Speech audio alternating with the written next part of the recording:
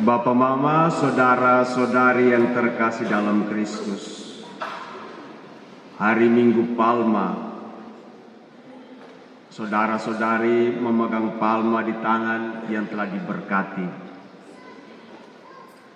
Sebenarnya peristiwa ini mau mengenang kembali bagaimana orang-orang pada saat itu menyambut Yesus. Jadi mereka ada yang memegang daun palma, ada yang memegang daun zaitun. Mari kita flashback kembali bagaimana kita memasuki masa Prapaskah. Kita mengawali masa Prapaskah, pantang dan puasa itu mulai dari Rabu Abu. Dan kita mendengar bagaimana Nabi Yoel dia mengatakan demikian. Janganlah kau koyakan pakaianmu, tetapi hatimu. Maka pada peristiwa Minggu Palma ini juga dikatakan, janganlah engkau mengkoyakan daun palma atau pakaianmu, tetapi koyakanlah juga hatimu. Ya, tadi kita lihat, saya tadi jalan di bagian belakang itu ada beberapa daun palma yang jatuh. Saya bilang, oh mungkin ini mereka mengkoyakan daun palma di jalan-jalan supaya Putra Daud lewat. Ya. Tapi saya tidak melihat ada yang membuang pakaian supaya. Jadi peristiwa ini sebenarnya prosesi tadi itu mau mengingatkan kembali kita tentang bagaimana Yesus memasuki kota Yerusalem. Bapak, Mama, saudara-saudari yang terkasih dalam Kristus, pada saat kita mengalami ketakberdayaan, jika tadi kita di sana kita mendengar tentang perjalanan Yesus masuk ke kota Yerusalem, dan yang tadi di sini kita mendengar tentang kisah Yesus mengalami perjalanan menuju kepada kebangkitan, melalui salib menuju kepada kebangkitan. Dan itu mau dilihat atau dunia melihatnya sebagai ketakberdayaan manusia. Tetapi Allah yang berinkarnasi, ya, menjadi manusia, mengenakan tubuh daging dalam diri Yesus Kristus, kemudian juga mengalami ketakberdayaan itu. Dalam situasi ketidakberdayaan itu, kita pun mungkin berpikir kita membutuhkan campur tangan Tuhan dalam situasi-situasi seperti demikian. Mari kita merefleksikan tentang bacaan yang tadi cukup panjang, ya. Bahwa kesetiaan seseorang manusia yang ketidakberdayaannya memungkinkan Allah itu berkuasa. Dalam ketidakberdayaan Allah itu berkuasa. Inilah yang dikatakan dengan salib harus sampai kepada kebangkitan, misteri salib. Dan dalam bacaan yang panjang tadi, saya merangkumnya kurang lebih ada 4 mujizat. Yang pertama, Yesus memberi penghiburan kepada wanita-wanita Yerusalem yang sedang menangis. Kalau kita berpikir secara manusiawi, bagaimana seorang manusia yang sedang sedih, susah, berat, dan membutuhkan penghiburan, sebab dia berada dalam tingkat yang paling rendah. Keadaan di mana ditinggalkan para murid, ditinggalkan para sahabat, ditinggalkan orang-orang yang kenal dengan dia. Dan pada saat itu tidak ada satu orang pun, dan itulah yang disebut dengan ketidakberdayaan. Tetapi dalam situasi begitu, Yesus masih memberi penghiburan kepada perempuan-perempuan Yerusalem. Ia terjebak di dalam penderitaan, memikul salib, tetapi ia masih memberi penghiburan, dan inilah yang disebut dengan mujizat yang luar biasa. Bahwa penderitaan tidak membuat dia menjadi lemah, apalagi sampai terhalang untuk berbuat kebaikan. Bagaimana dengan kehidupan kita?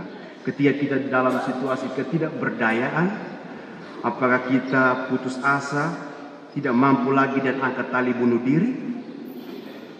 Mari kita mencontohi Tuhan Yesus. Dalam ketidakberdayaannya memikul salib, dia masih memberi penghiburan kepada wanita-wanita yang menangis. Itu mujizat pertama. Mujizat kedua, Yesus mengampuni mereka yang telah membuat dia menderita. Mengampuni mereka yang telah membuat Yesus berada dalam jalan salib ini. Bagaimana dengan kita, kehidupan kita? Ketika kita disakiti oleh orang lain, sanggupkah kita membuat kebaikan kepada mereka atau mengampuni mereka minimal? Mungkin tanpa bantuan Tuhan, hal itu tidak mungkin.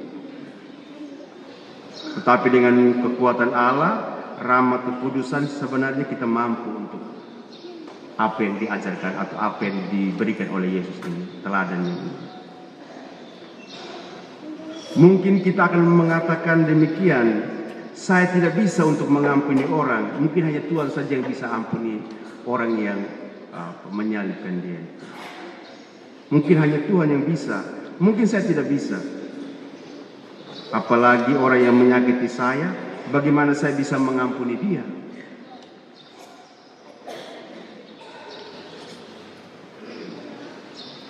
Ingatlah, pertanyaannya bukan bisa atau tidak bisa, melainkan apakah kamu mau untuk mengampuni atau tidak. Kalau mau untuk mengampuni mereka yang menyakitimu, musuh-musuhmu, sekalipun tidak bisa, pasti akan terjadi belas kasih Allah. Karena apa? Karena kehendak untuk mau, walaupun sulit untuk mengampuni mereka yang menyakiti.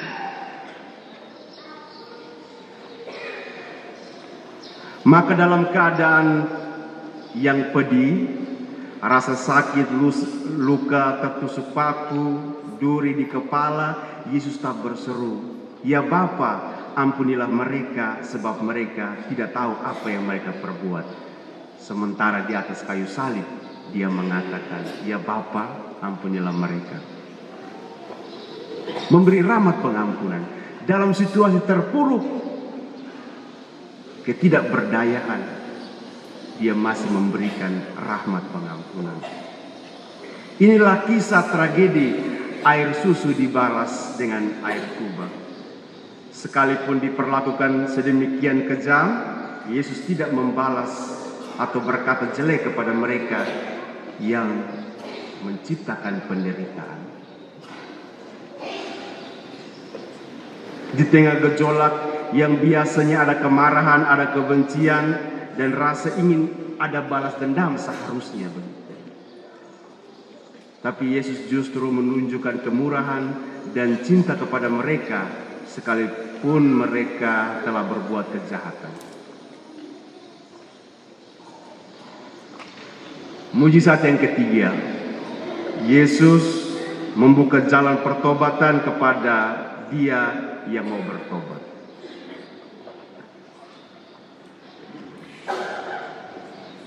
Kita mendengar tadi pada saat-saat terakhir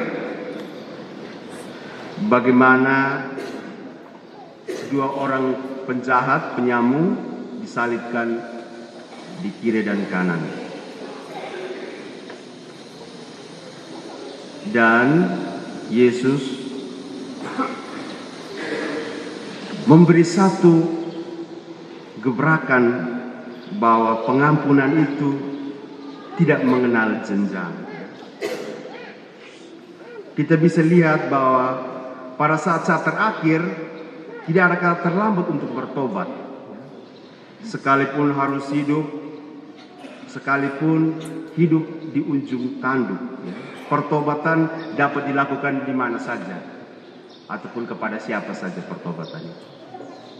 Kepada anak-anak, kepada remaja, dewasa, orang dewasa, lanjut usia, bahkan pada saat hendak menghembuskan nafas terakhir pun, seperti penjahat tadi yang ada di sebelah, masih ada pertobatan. Ketika penjahat yang salah satunya tadi di sebelahnya, yang percaya dan mengalami pertobatan, dia berkata demikian, "Ingatlah aku ya Tuhan, kalau Engkau masuk dalam Firdaus." Maka Yesus berkata, "Aku berkata kepadamu, sesungguhnya hari ini juga engkau akan bersama-sama dengan aku dalam Firdaus." Jadi pertobatan itu penting yang mau disampaikan oleh Yesus pada hari ini. Bukan tunggu sampai mau mati, dalam arti mau mati baru bertobat, bukan itu. Tetapi pertobatan itu tidak ada batasnya. Anak-anak, remaja, dewasa, bahkan mau mati pun harus sampai pada pertobatan. Mungkin ada orang yang berpikir, jangan dulu bertobat, jangan dulu mengaku, nanti tunggu mau mati sekarat baru mengaku. Biasanya ada pikiran yang begitu, saya pikiran. Tapi bukan yang dimaksudkan Yesus seperti begitu. Yang Yesus maksudkan adalah bagaimana pertobatan itu harus ada di dalam diri manusia. Setiap saat, mulai dari anak-anak sampai dengan di mana kita menjemput ajal. Supaya apa? Supaya masuk dalam yang disebut dengan Firdaus itu. Yesus tidak pernah mengatakan kepada orang yang di sebelah itu, dia mengatakan, "Mengapa kamu dari dulu tidak pernah bertobat? Mau mati begini baru mau bertobat." Yesus tidak bilang begitu. Malahan Yesus menyambut dia.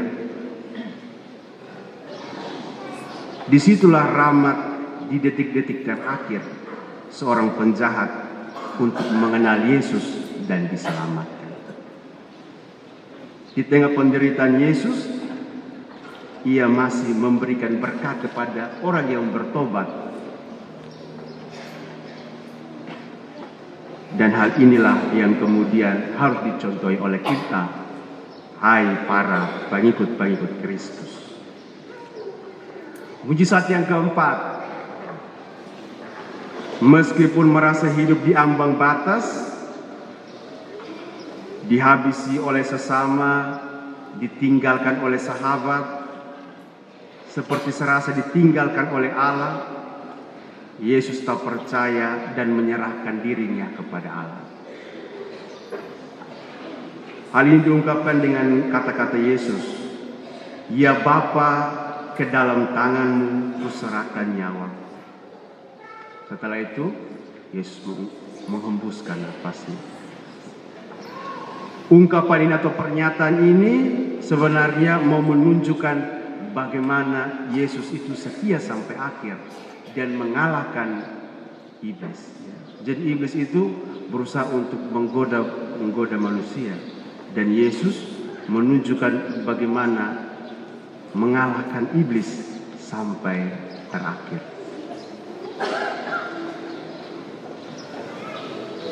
Pernyataan ini merupakan pernyataan yang mau menggugah hati kita. Bagaimana kita sekalian harus menunjukkan belas kasih dalam keadaan normal, apalagi dalam ketidakberdayaan. Dalam keadaan normal, Yesus tak memberikan belas kasih, memberi pengampunan. Bahkan dalam ketidakberdayaan, sementara memikul salib, mengalami penderitaan, dia tetap memberikan berkat dan pertobatan. Tadi ketika Yesus mengatakan, "Ya Bapa, ke dalam tangan-Mu kuserahkan nyawaku," lalu semua berlutut, mungkin ada yang duduk. Saya tidak tahu apa yang kalian pikirkan ketika tadi kita berlutut sama-sama itu. Apa yang kalian pikirkan?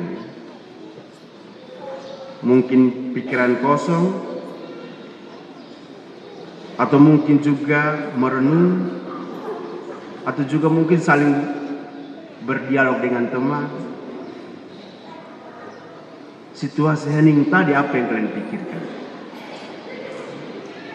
Marilah saya mengajak kita sekalian untuk melihat tentang bagaimana ketidakberdayaan kita masing-masing.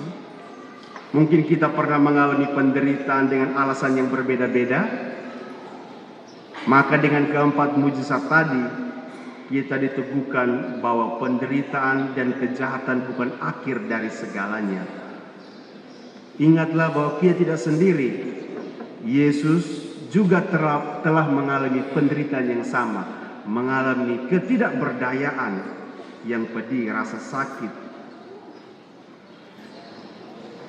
Karena dia mengetahui betul rasa sakit itu, rasa ketidakberdayaan itu, rasa pedih, pilu, penderitaan yang dialami oleh Yesus juga dialami oleh kita. Dan mari kita melaksanakan 4 mujizat tadi.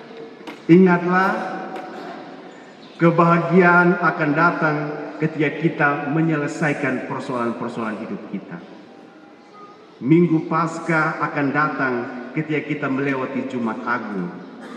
Kebangkitan akan datang ketika ada keterpurukan dan kematian. Sebab tidak ada kemenangan atau tidak ada mahkota tanpa salib.